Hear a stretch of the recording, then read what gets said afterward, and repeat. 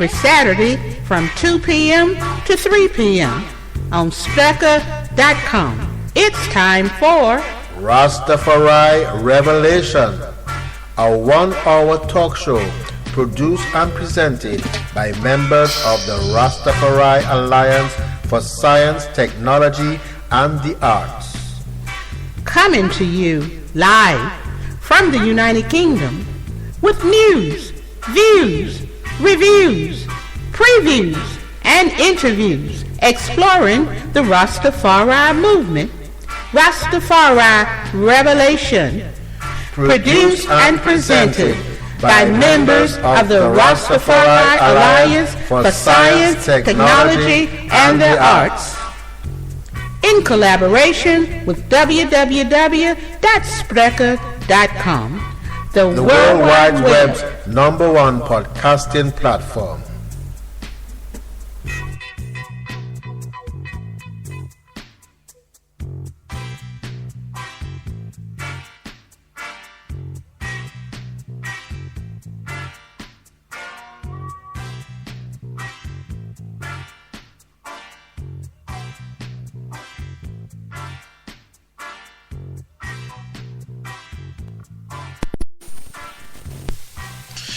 Now, in the year of 1919, on the 30th day of the 7th month, when Athenians were celebrating Concord in the city of Newark, New Jersey, USA, and on the third day of the period, a paper was read by Reverend Bonifield telling of Marcus Garvey in New York City.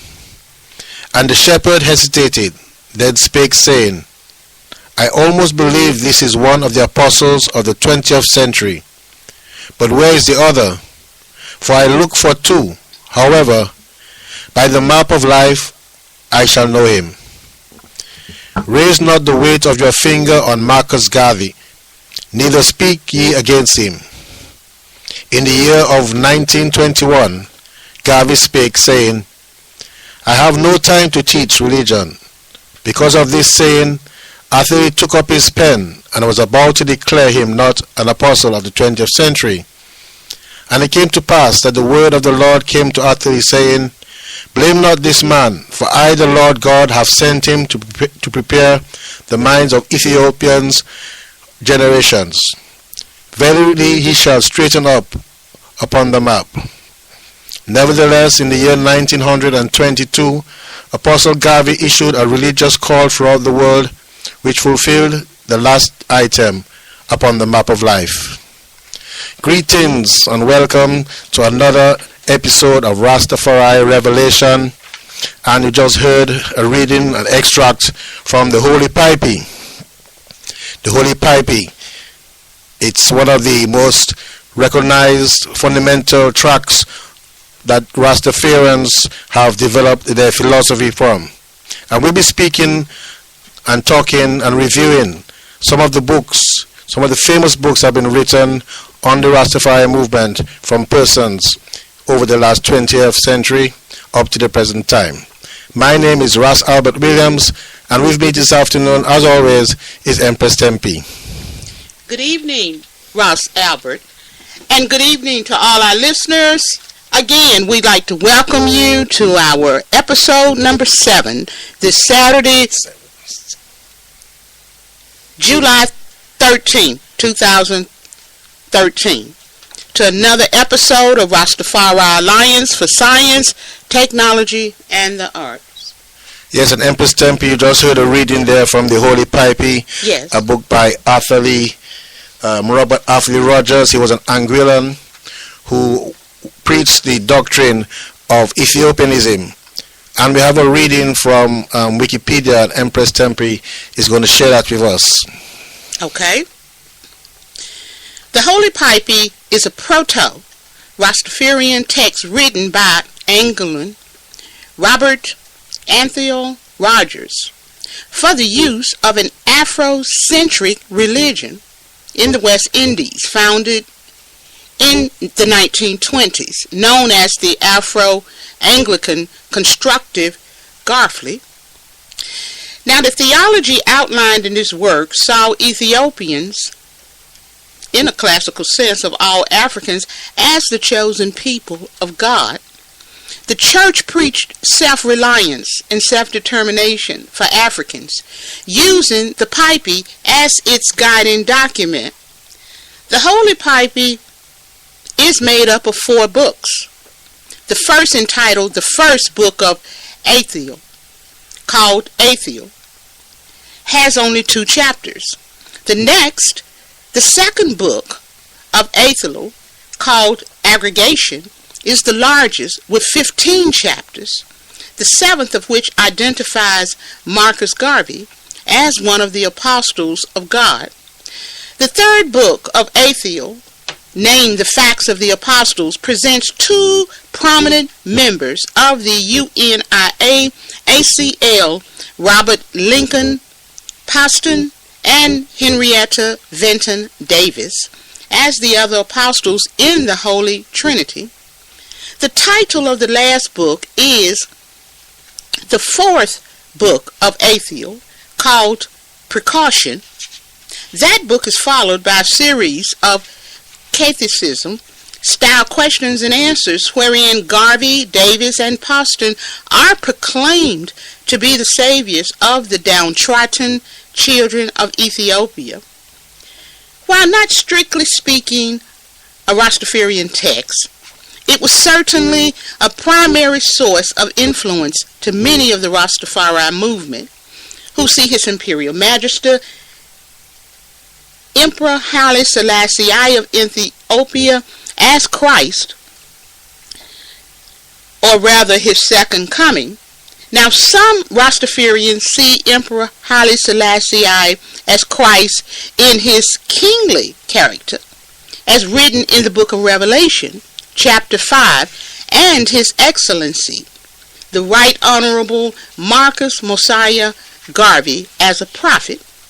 The original edition of the Holy Pipe was published in the United States at Newark, New Jersey in 1924. It is very rare. There are no copies listed in either the Library of Congress nor the University of California catalogs.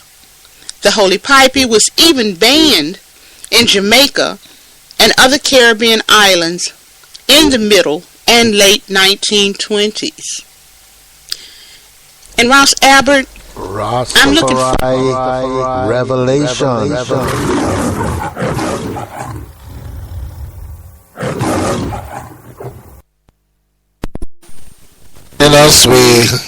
You're listening to Rastafari Revelation, the only Rastafarian weekly talk show on the internet.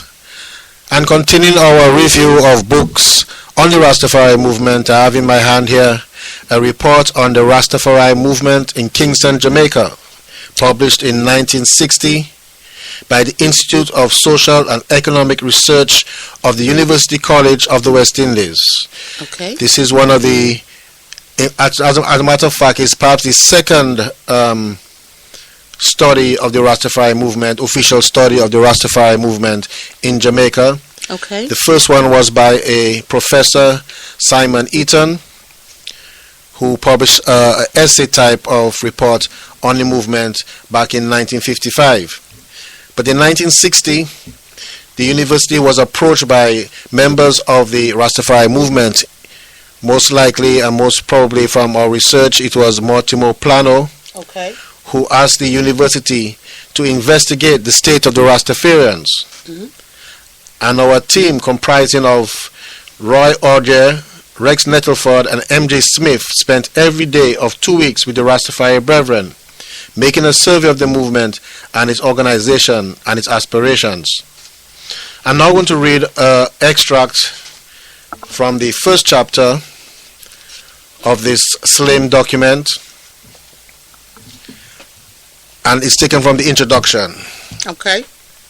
The aim of this study is to present a brief account of the growth of the doctrines, organization, aspirations, needs, and conditions of the Rastafari movement in Jamaica, especially in Kingston, the capital. The data presented here were collected during a rapid survey among the Rastafari Brethren of Kingston. During the fortnight, beginning on July 4th, 1960, this survey arose out of letters written to the principal of the UCWI, Professor Arthur Lewis, and to the resident tutor of extramural studies, Mr. Rex Nettleford, by members of the Rastafari Brethren living in Kingston. These letters asked the college to assist the Brethren in various ways, especially in the educational field, and by publicizing the truth about the Brethren and their doctrine. In view of these diverse requests, a meeting was arranged at which Professor Lewis discussed the appeals with a number of Brethren and offered to send a team of 3 faculty members to work among them for a fortnight in order to determine the predominant needs of the Brethren and to formulate a program of action. Mr. Horace Gordon of the Jamaica Social Welfare Commission, who helped to arrange the meeting, acted as chairman. By kind permission of the Reverend M.E.W. Sawyers, chairman of the Jonestown Government School, the discussion took place there on Monday, 4th July, from 8:30 to 11 p.m.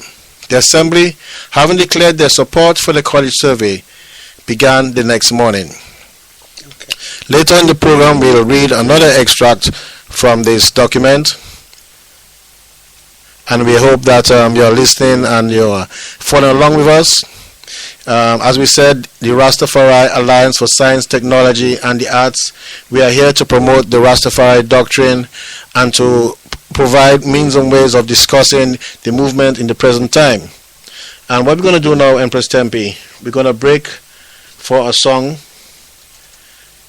so that we can get back with our review of books on the Rastafari movement. Okay.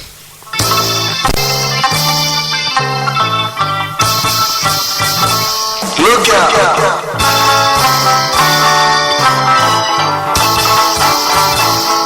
You know it's true. I've got so much love for you.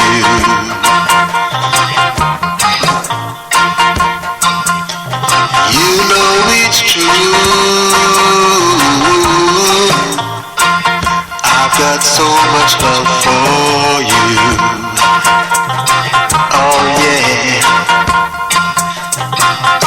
No matter what they do, no matter what they say, no matter who they are, no matter what they think, it's true.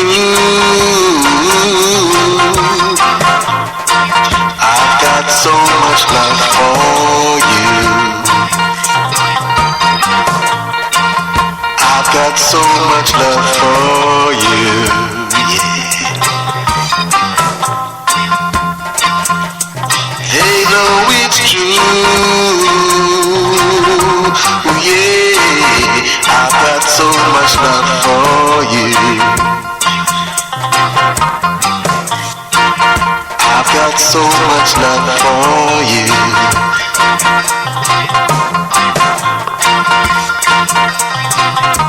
No matter what they may say about you, no matter how they may treat you, no matter what they may think about you, I know it's true. Oh yeah, I've got so much love for you.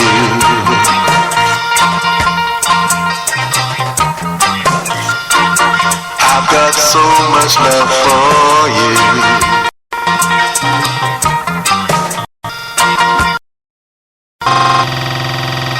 So let Jah arise, let all his enemies scatter, and let I go, free from all captivity.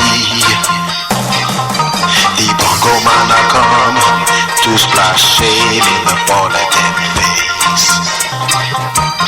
Other than this, it will be treated and dream. I wonder who will abide with the Almighty. Who will abide with the Almighty? Only I and I, the remnants of his people. I and I, the resurrection direction of his church. I and I, all them and those that na. When Jah arise, to Rastafari we rejoice. When Jah arise, to Rastafari we rejoice. Singing, holy, holy, holy, holy, holy, holy, Lord Jah Almighty, who was and always will be King of creation. You know it's true. I've got so much love for you.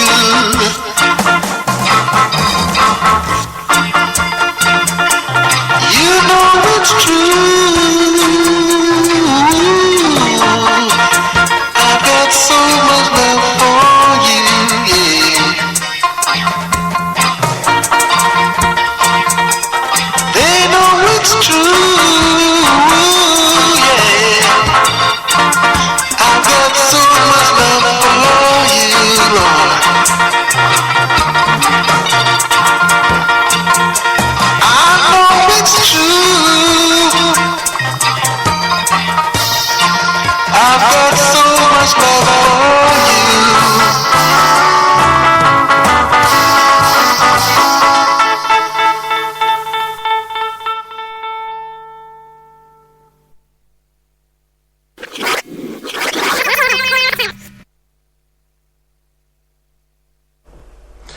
Rastafari Revelation.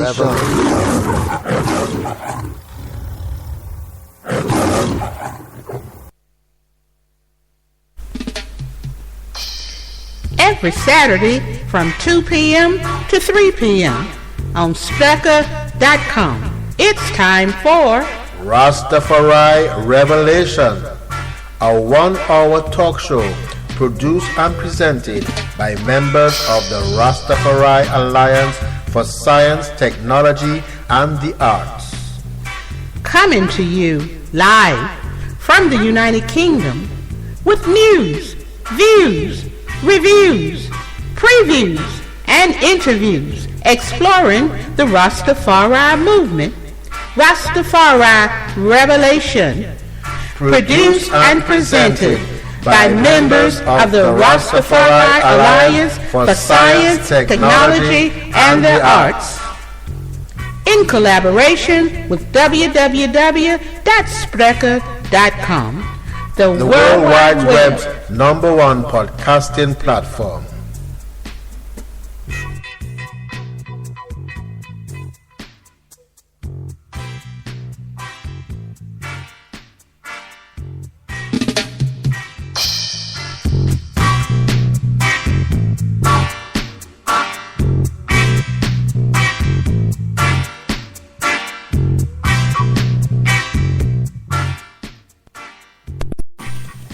And it's already 18 minutes moving down after 2 o'clock here in the United Kingdom. And as we said before we broke off for the promotion, we will continue with a reading from the report on the Rastafari movement in Kingston, Jamaica by the University College of the West Indies. And just to recap, what year was that? That was copyright? This report was written in 1960. Okay. And what I'm in fact reading from is a reprint from 1968. Okay. And I'm just going to go quickly to page number 12. And this extract speaks of the Jamaican migration to Britain assumed major proportions. The study of external migration affecting Jamaica in 1953 and 55. Social and Economic Studies, Volume 7, Number 2, page 45. And what it's referring to was a delegation of Rastafarians who traveled several countries in Africa to seek ways and means of repatriating Rastafarians who wanted to return to Africa. And I'll continue reading from page 13, which says, "We have now to go back a few years to introduce a musical note. Until 1930, revivalism, Pocomania, and Zion had a ritual monopoly among the Jamaican folk, rural and urban. This cult, described by Professor George Simpson, was frankly polytheistic and stressed an autocratic leadership of small completing groups. Revival, which spread throughout Jamaica after the Great Revival of 1861, had displaced early tribal cults, only one of which, the Kumina of St. Thomas and West Kingston, still retains its original form. All of these cults drew their members from the economically depressed and uneducated lower class of Jamaica. Revivalists and Rastafarians are bitter enemies and have nothing but contempt for one another. We have referred earlier to the authoritarianism of revivalist cults and the democracy of the Rastafari movement. Spirit possession, a prominent feature of revivalist meetings, never occurs in a Rastafari meeting. Witchcraft and healing, exceedingly important activities in both revivalist bands, are not practiced by the Rasta people. In the four Rastafari groups I observed, the ubiquitous drums of the revivalists were replaced by the rumba boxes. Otherwise, the musical instruments were much of the same, consisting mainly of rattles and tambourines.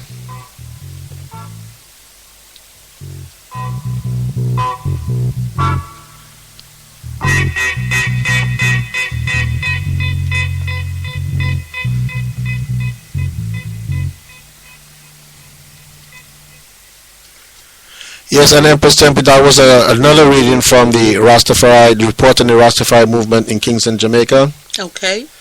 And we're going to turn our attention now to another book which has found its place in the archives of the Rastafari movement. It's called Dread, The Rastafarians of Jamaica, written by Jesuit priest Joseph Owens. Okay. And we'll be hearing a little bit more from this book on Joseph Owens when we return. It's 23 minutes after 2 o'clock.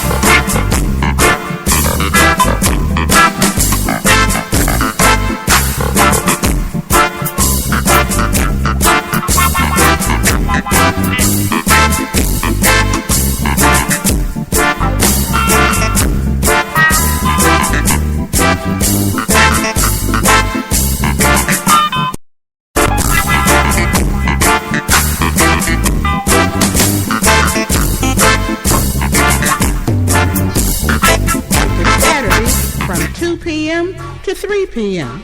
on Spreaker.com. It's time for Rastafari Revelation, a 1-hour talk show produced and presented by members of the Rastafari Alliance for Science, Technology, and the Arts. Coming to you live from the United Kingdom with news, views, reviews, previews, and interviews exploring the Rastafari movement. Rastafari Revelation, produced and presented by members of the Rastafari Alliance for Science, Technology, and the Arts. in collaboration with www.Spreaker.com, the World Wide Web's #1 podcasting platform.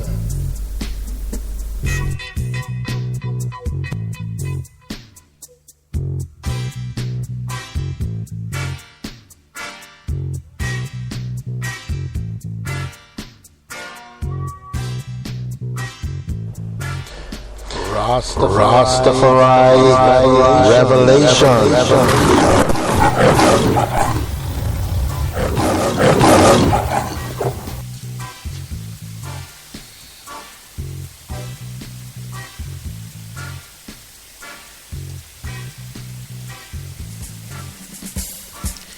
Yes.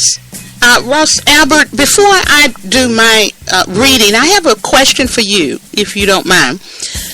I noticed that you have a big selection, a wide selection of Rastafarian materials and books that you usually reference to. But the ones that you selected that we will be bringing up in the show are the select few that I have noticed that you refer to quite frequently. And is that relevant, or if it's for a particular reason? Well, in my time as a Rastafarian, as a young teenage Rastafarian, in my research, these books I have chosen, starting with the Holy Pipey, okay, as you read, was one of the first black conscious documents to be written and to be appreciated by the Rastafari movement. Okay. Followed by the report on the Rastafari movement in Kingston, Jamaica by the University College, and also the book which you're going to read from now, Dread. These three books, before all the research that has been done in recent time, right now there are dozens, if not hundreds, of books written on the Rastafari movement. Yes. But these three books were actually the first set of books to be written mentioning the word Rastafari. Okay. We also have the works of Marcus Garvey, which we'll be reading from later on as well. But for now, in this half of the program, we have concentrated on the Holy Pipey, the Rastafari movement in Kingston, Jamaica, and Dread. But it's already 27 minutes after 2 o'clock, so Empress Tempe, you're going to read something about the author, the Jesuit priest, Joseph Owens. Yes, I'd be delighted to. Our listeners as well as myself, or people that are not as familiar as you, Ross Albert, let me tell you a little bit about Reverend Friar Joseph Owens, SIMAMDIV division, is a social worker attached to the Social Action Center in St. Andrew. Under its aegis, he worked and lived in West Kingston from 1970 to 1972, during which time he came into close contact with Rastafarians. Father Owens studied philosophy at Boston College in Massachusetts in the United States of America, and divinity at Western College School of Theology in Cambridge, Massachusetts. Since 1972, his pastoral work has been centered on Lioneltown, Clarendon, where he has been helping to organize sugar worker cooperatives, a project of the Social Action Center. And that's a little bit, Ross Albert.